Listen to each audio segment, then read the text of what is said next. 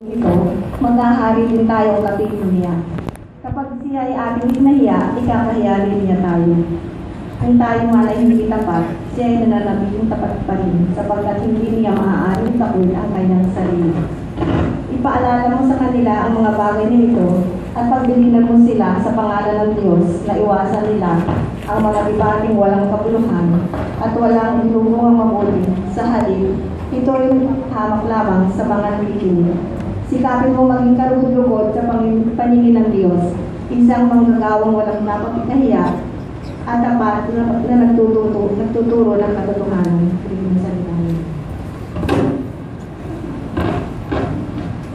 Tayo manalangin.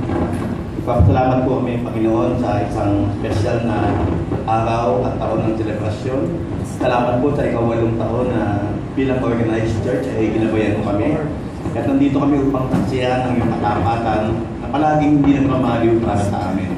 Alam po namin, Panginoon, nakikilos ka sa aming kalagitnaan at hindi kami uuwi, Panginoon, na wala kaming inspirasyon sa aming puso. Hindi kami uuwi na wala kaming kalakasan sa aming isipan at kaluluwa. Dahil kayo ng iyong mapagpalang salita sa hapon na ito. Ipapasalamat kami dahil hindi ka nagbabago sa loob ng mahabang panahon. Pinangako mo, Panginoon, na magiging tapat ka at kami naniniwala na magpakailanman, Lord, kahit kailan ay hindi kukupas ang katapatan mo sa amin. Pinupuri ka namin at pinasasalamatan sa pangalan ni Jesus. Amen. Kaya hapon po, makakaupo na po tayo.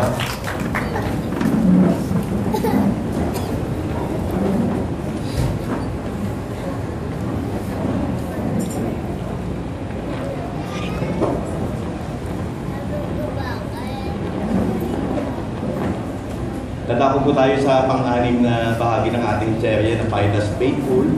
Ito po yung pang-anim sa 8 na pinag-aralan po natin yung tungkol sa katapatan ng Diyos. Pinag-aralan po natin yung maging isang tapat na lingkod sa mga nakalipas na panahon at maging tapat na miyembro ng isang pamilya, lalo sa mag-asawa. At palagay ko sa isang bagay hindi natin dapat makalimutan na kung saan ay inaasahan tayong maging tapat. At naniniwala ako na yung area na ito na pag-aaralan natin ngayon ay napakahalaga para sa atin. At posible rin na hindi na natin ginagawa mula nung maligtas tayo. Kasi parang nagkaroon ng karamihan, ang typical na sitwasyon ng isang Kristiyano pag na-save na, yun na ang kanya nagiging comfort zone. Kumbaga, save na ako, okay na ako. Thank you, Lord. Pero nakalimutan natin na mamaya titignan natin sa mensahe na hindi pala tayo ang nasa dulo ng chain ng kaligtasan. Meron tayong responsibility at inaasahan ng Diyos na maging tapat tayo sa pagbabahagi ng kanyang salita. So sa ating anniversary message ng Find Us Faithful, ay titignan natin yung title na Find Us Faithfully Well in Sharing the Gospel. So let me start with the basic question. Kailan tayo huling nagbahagi ng Ebanghelyo sa isang tao? Alala pa ba natin? Kung siniman natin na mabait ang Panginoon, John 3:16. Kailan kaya yung huli? O siguro, alam natin ano? Hindi natin maalala kasi sa dami pastor eh. Hindi ko maalala. Okay. So ang unang mag-umpisa tayo siguro, pastor, in sharing the gospel. Pero the basic question na gusto nating malaman siguro, ito yung unang katanungan. What is the gospel? Yan. Palagi natin nabibigyan yan eh. At meron tayong iba't ibang paniniwala o kaalaman na tungkol sa bagay na ito. Napalagay ko iba-iba yung ating mga alam. Pero ang lagi naman basihan natin, palagi tayong babalik sa Bible eh. Ha? We need to always get back to the Bible. Patingnan natin kung anong ang kasagutan ng Biblia, what is the gospel. Number 1, ito siguro yung pinaka-famous ano. Sabi ni Apostol Pablo, I am not ashamed of the gospel. Hindi ako nahihiya sa Ebanghelyo. Bakit kaya? Sabi niya, sabay paliwanag kung ano yung meaning ng gospel. Ano yung gospel? It is the power of God for the salvation of everyone who believes. Talagang wala nang ibang tatalo, walang ibang pinakamagandang kahulugan pag sinabing Ebanghelyo. Kung hindi, ito ang kapangyarihan ng Diyos para ikaligtas ng sino mang tao na maniniwala sa Diyos. No? So the gospel is the power of God para sa salvation ng bawat isang maniniwala sa Kanya first for the Jews, then for the Gentile. Tingnan natin kung ano yung significance ng gospel. Sabi ng 1 Corinthians 15:2, by this gospel, ano yung gospel na ito?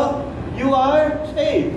Tayong lahat nakaupo dito, nagdiriwang ng katapatan ng Diyos, pero isang bagay na hindi pwedeng magkamali sa Biblia, naligtas tayo sa pamamagitan ng Ebanghelyo. Hindi ng sarili nating sikap. Merong taong nagbahagi sa atin ng gospel. Kaya tayo ngayon ay nakaupo sa kaliwa, sa gitna, sa kanan, at ako'y nakatayo dito. Merong taong ginamit ng Panginoon na nagbahagi ng Ebanghelyo kasi walang pwedeng maging ibang dahilan ng kaligtasan eh. No? So, by this gospel, we are saved.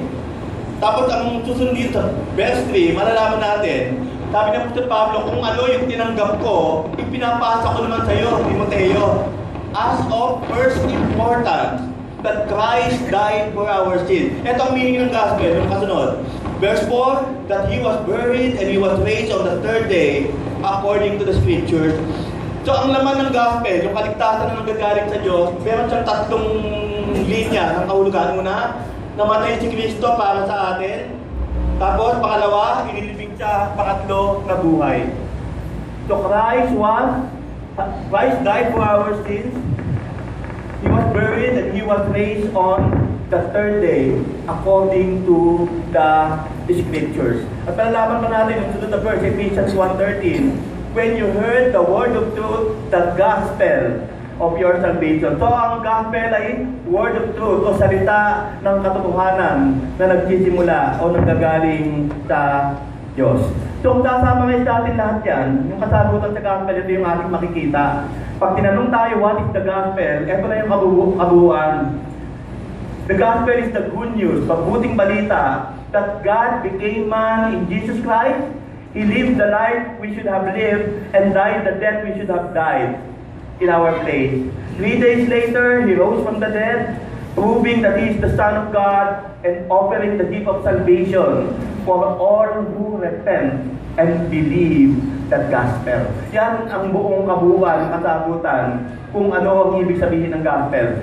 At kung ating lalagyan ng analogy, gospel is a combination of two words. Sabi ng iba, go and spell. Gospel, go spell. Go spell.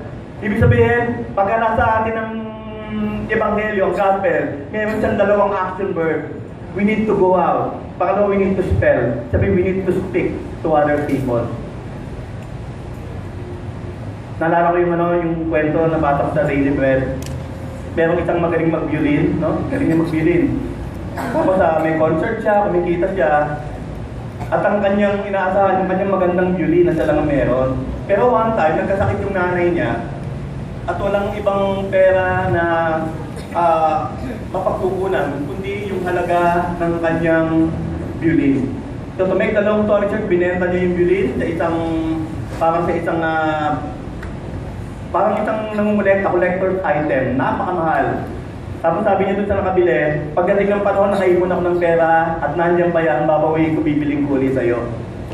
So religtas sa nanay niya, nakaipon siya ng pera. Nung bumalik na siya doon para bayaran muli yung kanyang violin, ano nangyari? Ayaw nang ibenta nung may-ari. Sabi nung nakabili, hindi ko kailangan ng pera, gusto ko kompleto yung collection ko. So kahit anong pagsisikap na ginawa nitong mama na ito, hindi talaga ibinalik sa kanya yung violin. So, ano nangyari? Malalaman natin doon sa story na sabi nung may-ari ng violin, pwede ba tugtugin ko lang siya kahit sandali? Tapos sa'yo na. So, tinugtog niya. Napahanga yung yung may-ari ng shop ng violin. Ang galing mo pa ng tumugtog. Pagkatapos ng tumugtog, binitawan na niya. Bilatang hinabol ng may-ari ng shop, sa'yo na yung violin mo. So, bakit kala ko ayaw mong ibenta? Sabi niya, yung napakagandang bagay na yan, napaka-importante at mahalaga, hindi pwedeng manatili sa akin. Hindi ako karapat-dapat yung kailangan ko siyang ibigay sa iba. Alam nyo, ganun din ang yung gospel. Parang siyang violin sa atin na hindi pwedeng manatili sa atin. Kala ko may multo. So hindi siya pwedeng manatili sa atin ng violin na ito. Ang gospel na ito, kailangan ibahagi natin sa iba. Mga kapatid, tayong natin naligtas dahil sa gospel ng ating Panginoong Kristo. At isang pagpapasalamat, na hindi matatapos sa atin ang chain na ito na kailangan din natin ibahagi. So meron tayong 5 mahalagang bagay na dapat natin malaman tungkol sa gospel. Una, the charge to share or spread the gospel. Merong kautusan ng Biblia na dapat nating ibahagi ang ebanghelyo. Sabi ng 2 Timothy chapter 2 verse 2, sabi ng Apostol Pablo kay Timoteo, "And what you have heard from me in the presence of many witnesses."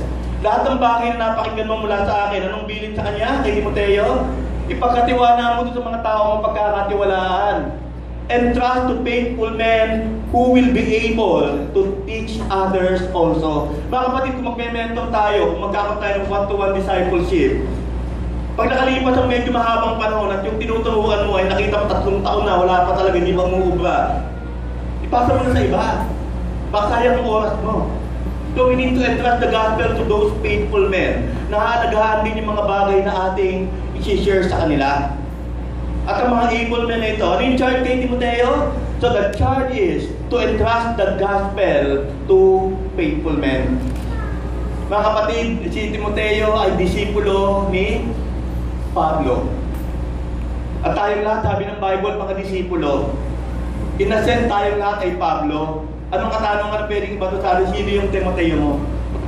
Meron ka na bang tao na napaksalinan mo ng gospel na naging kaligtasan natin? Ang katotohanan, hindi natin may bibigay ang isang bagay na wala tayo. Diba? So entrust the gospel to faithful men. Ano yung quality ng mga faithful men and women? They are able and qualified to teach others. Sana kaya nilang i-share ang John 3:16, no? Yung mga royal verses sa Bible na dapat nating ibahagi. Pero mga kapatid, meron tayong tinatawag dito, merong mga requirement dun sa charge para i-share ang gospel. Unang-una, para ibahagi ang gospel, ang katotohanan sa Biblia, nakakailangan talaga ito ng competence. Yung competence na ito, yung kakayahan, hindi mo kailangan mag-aaral ng seminaryo. Mas maganda kung nakapag-aaral ka. Pero kung hindi ka nakapag-aaral, kaya mo kami magbahagi ng salita ng Diyos. Pero competent na hinihingi. Ano sabi ng verse 15? Do your best. Sa ibang translation, study to present yourself to God as one approved, a workman who does not need to be ashamed and who correctly handles the word of truth. Pastor, mahihayin ako eh. Hindi ko ma-share talaga yung John 3:60. Pero nakita ko kinaya mo yung pansit kanto, naubos ko eh. Sa party, naubos mo yung walang kumain eh. Sasabihin mo, mahihayin ka. Ganun tayo doon, nahihiya. Nahihiya mag-utter ng gospel, nahihiya mag-share. Diba? Palaging katuwiran natin, hindi ako marunong, hindi ako para dyan, hindi ko gift yan. Pero dito malalaman natin ang requirement ng mga nagbabahagi. We need to do your best, lalo sa mga nagtuturo. Diba, magtuturo ako dito, pinagandaan ko to, 2 weeks. Pag ibibigay ko yung best ko, kung ano yung pinag-aralan ko ng 2 linggo, dahil utos ng Diyos, ituro mo yun nasa Bible, ituturo ko ito. Pero kung ako'y magbuburyong at tatayo ako dito para pakinggan ng isang tao, kawawa naman yung mga natitira. Minsan talaga nagkakamali tayo sa gospel eh. Minsan pag nagamit natin yung pulpito para pakinggan yung isang tao, nawala sa wisyo. Kaya kawawa naman yung mga tao nagpunta rito. Lunes hanggang Sabado, punong-puno ng problema. Pagdating ng linggo, lalong gumulo buhay kasi ang gulo ng turo mo. Bakit? Ang tinumbok mo isang tao lang eh. Hindi ka nagbahagi ng gospel. Kaya mabigat talaga yung responsibility pag nagbabahagi tayo ng salita ng Diyos, especially sa preacher. Sabi ni Warren Wiersbe, kasa daw mag-preach ka, palagi mo daw iisipin na ibigay mo ng lahat kasi baka yan ang huli mong pagkakataon. Baka hindi ka na makaulit. Preach as if you will never preach again. Nakanig na ba kayo ng preacher nagtuturo, tapos ang tinuturo niya, sobrang lungkot ng mukha niya. Kung ako preacher, hindi ako na-bless, paano mabibless yung tao sa akin? Kung ako mismo hindi ako nasiyahan sa turo ko. Diba? So responsible tayo na ibigay ang best natin at i-present yung ating sarili as one approved. Isang manggagawa na hindi nahihiya at hinahawakan ng mabuti at tama ang salita ng Panginoon. So yung faithful men and women are workman, mga faithful stewards of God's truth. 3 ang responsibility natin sa pagbabahagi ng salita ng Diyos. Unang-una, ibigay natin yung best natin, doing our best in studies. Pangalawa, being approved. At pangatlo, is to correctly handle the word of truth. Palagay ko isang disiplina yung natuwa ako for 9 years. Kasi 9 years po ako sa Predcom.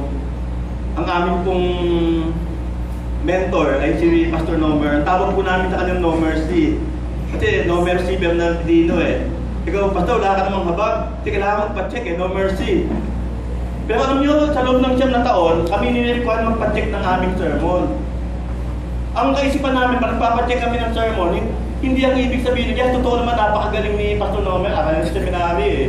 Pero ang punto ni Pastor Nomer, kaya gusto niyang matcheckan, habang may pagkakataon siya, patitignan na nabibigyan ng input, hindi ibig sabihin na mas magaling siya sa'yo. At yung disiplina rito, dito sa church natin, nakikita ko dun sa mga nagpapacheck, talaga namang natutuwa ako kasi hindi ibig sabihin na mahutay ako sa kanila. Kasi isang disiplina yung para mabantayan namin mabuti yung salita ng Diyos sa pagbinahagi sa pulpit ay maayos. Talagang natuwa ako sa mga produkto, ng mga bagay na mga tao na turuan ko dito sa ating church. Nakikita mo na sila nag-preach. Nakagulat ako may ita, hinahanap eh. Patong kailan ba po ba muli sa mag-preach? Aba, makakuha na ng mga fans. Diba? Approved by God. So being approved and correctly handle the word of God. Okay, nakita natin yung competence. Pangalawa, meron po itong chain of succession na tinatawag. Di ba sa Olympic, parang nagpapasa ng torch? So ang torch na ito yung biblical faith. Ang pinapasa natin, ang tawag dito ay tradition. Ang pinapasa natin dito, yung hindi nababagong integridad ng salita ng Diyos pag lumipas yung mahabang panahon. Ang isang dokumento, gusto ko yung PDF eh. Kala ko yung portable document format. Kasi pag ito yung sa business daw, kapag ito sabi ni Dulce sa akin, itong ginagamit. Kasi parang hindi pwedeng burahin ng iba. Kasi pag naka-word siya, pwedeng pagguhin, pwedeng i-edit eh. Pero pag naka-PDF yan, hindi na yan mabubura, wala kang mababago. Alam niyo, niniwala ako ganun din ang salita ng Diyos. Wala tayong pwedeng pagguhin kung hindi nakasulat. Gustong-gusto yung pagpapasa sa loob ng maraming generation na walang nababagong magagandang turo. So ano ba yung chain of succession? Meron siyang 4 na stages. Una, si Christ, ibinahagi niya kay Apostol Pablo yung Ebanghelyo. Sabi sa chapter 1, ang tawag niya ni Pablo is my deposit. Kasi iniisip niya na ito ay disipulo ni Kristo sa kanya. Yan ang unang level. Pangalawa, si Paul naman, na nakatanggap kay Kristo, ibinahagi niya kay Timothy, yung kanyang disciple. Yan ang pangalawang stage o second level. Pero si Timoteo, na pinasahan ni Apostol Pablo, nagpasa uli sa iba. Ang pinasahan niya yung mga faithful men, yung sabi ng verse 2. At yung mga faithful men na ito na pinasahan, ay ituturo din sa iba, to others who are qualified to teach also. Tanong, nasa ang level tayo sa 4 na yan? Yung unang level, hindi na natin mapepeke yan. Si Pablo lang talaga ang honored na makatanggap ng mensahe directly from Christ. Pero yung pangalawa, no? Yung pangalawa, it is possible na tayo ang may binigay sa atin si Kristo tayo ipasa natin kay Timoteo. Meron tayong mga Timothy na tinatawag. Pakatlo yung mga naturuan natin, nagturo sa iba. At yung pang-4, yung faithful men to others. Alam niyo, mas maganda kahit nasa others lang tayo. Yung naturuan tayo, tapos ang ating magiging mission ay ibahagi rin sa iba. Nagalit tayo pag may umakit sa jeep, yung mga nangihingi sa bus, nagpitre, tapos pumunta ka sa palengke, may umiikot na kulay violet na supot. Tapos, pero alam nyo, pinagsabi natin, kulto naman yan eh. Pero isang one thing na pwede mong hangaan sa kanila, yung boldness nila to share the gospel. Balik ka kaya, ikaw kaya mo to. Diba? Meron silang boldness to share the gospel. So in what chain or level are we now? Ngayon, nakita natin kanina yung charge to share the gospel. Pero yung charge na ito sa atin, meron kinuman sa atin kung anong gagawin sa Ebanghelyo ng Diyos, meron itong halaga o sacrifice na kailangan natin gawin. So ang second point natin, mga minamahal, is the cost of faithfully sharing the gospel. Pag ikaw nagbahagi ng Ebanghelyo, hindi mawawala yung mahalagang bagay na ito. So yeah, whether we like it or not, kapag ikaw ay nagbabahagi ng gospel, kaya nga maayaw yung marami. Mga kapatid, para itong sa Itbulaga, yung supper serena. So meron itong there's suffering or hardship. Paghihirap ng bulsa, paghihirap ng kalooban, paghihirap ng panahon, lahat yung mararanasan mo, tapos yung kukutsain ka pa, mapupulaan ka, lahat yung mararanasan mo, iiyak ka talaga. Pag hindi ka umiyak, hindi ka dapat sa gospel. Sabi dito, there's suffering and hardship. Sabi ng 2 Timothy 2:3 sa ESV, share in suffering. Sabi ng Pablo Timoteo, paghanda mo na ito, magsasuffer ka. Sabi ng NIV, endure hardship with us. Maghihirap kami na katulad namin. Kaya nga ako pumunta ng born again kaya nga umakit ako sa bed from heaven pagkakit pa lang hirap na ako At pumakahirapan pa rin ang mararanasan ko. Di ba? Wala namang buhay na kumbinyente Pag kumbinyente, walang challenge, di ba? Pero ito, no? Merong hardship, sabi ng Apostol Pablo, expect natin. At merong ginamit niya Apostol Pablo na 3 halimbawa para ipaalam sa atin na merong hardship. Okay, anong paghihirap ang pwedeng maranasan ng isang nagbabahagi ng Ebanghelyo? Number 1, pwede tayong maitulad sa isang dedicated soldier. Isang sundalo na loyal sa kanyang commander. Sabi ng verse 3, kanina, no? Endure hardship with us like a good soldier, cried Jesus. Sabi ng verse 4, no one serving as a soldier gets involved in civilian affairs. He wants to please his commanding officer. Bakit tayo nalintulad sa isang soldier? Hindi kasi ako nagpatuloy sa sundalo Ako DC, umalis ako Pero bumalik ako, kailangan tapusin. Alam mo, sabi dito yung mga sundalo daw hindi pwedeng, ang keyword dito si entangle doon sa civilian affair. Hindi pwede yung sundalo na palaging pumupunta nag-civilian at nagtatago sa pagkasundalo. At ang kanyang palaging obligasyon ay walang iba, kundi i-please yung kanyang commanding officer. Tayong mga Kristiyano, hindi tayo pwede pabalik-balik sa dating mundo. Hindi na tayo civilian. Pag tayo nagbabahagi ng Ebanghelyo, yes, kumakanta-kanta pa rin tayo, party-party. No, pero ito mabigat Dahil sinasabi dito yung loyalty mo kay Lord, di ba? Loyalty natin kay Lord, tapos hindi tayo palagi nakikihalubilo sa mga civilian affair. Kasi ang ating obligasyon, number 1, gusto natin ma-please palagi si Lord doon sa mga bagay na ginagawa natin. So, para tayong mga sundalo, minsan talagang pag nagbabahagi ng Ebanghelyo, mararanasan natin yung mga bagay na ito. Pangalawa, hindi lamang sa dedicated soldier tinulad. Ito ay tinulad din sa isang law-abiding athlete, especially yung runner sa isang karera. Ano naman ang issue, Pastor, dito sa karera? Yung tumatakbo sa karera. Ang issue dito, yung salitang he competes with the rules. Pakilaba natin yung verse 5. Sabi diyan, kung sino man nakikipag-compete bilang isang atleta, hindi siya makakatanggap ng corona, ng laurel o ng wreath kapag hindi siya nagko-compete according to the rules. So tayong mga anak ng Diyos, meron tayong rules, magsalita ng Diyos na dapat nating sundin upang matapos ang karera ng ating pananampalataya. At naniniwala ko yung key verse diyan, no? Sabi dito, sa Greek, no rules, no wreath. Ang wreath yung laurel o yung corona na tinatanggap sa Olympic. Kapag hindi tayo nag-abide sa mga batas, hindi tayo makakatanggap ng corona. Pag hindi tayo nakinig sa salita ng Diyos, wala tayong makakamtan ng corona na galing sa Kanya. At ang pagiging athlete, meron tayong strenuous, nakakapagod na self-discipline. Pero ang point dito, kailangan nating i-lay aside lahat ng hindrance. Pastor, magbigay ka ng isang malinaw na illustration. Pagtatakbo ka sa sports complex para mag-jogging at gusto mong gumanda yung katawan mo at manalo, baka takbuhan, karera, no? Makikita natin yung mga suot nila, yung mga kasabay namin, yung talagang tama yung kanilang pag-jogging. Ang suot nila, maninipis. Diba yung short nila, makita natin talagang nakasando. Bakit? Kasi tinatanggal nila lahat ng bagay na pwedeng makapagpabigat sa kanilang pagtakbo. Nakita naman kayo nagja-jogging, nakasuot yan ng mga malalaking mga beat, meron din tapos merong suot ng mga kung ano-ano, may baon ng french fries sa gilid. Diba wala? Linda, lagi nagja-jogging yan nung dalaga pa. Papaalo pa sa jogging ako. Lumipas ang 3 months, nagja-jogging ka pa ba? Ano gagawa mo? Katapos kumakain ako sa McDo. So tumatakbo lahat na nakakabigat sa atin. Tinatanggal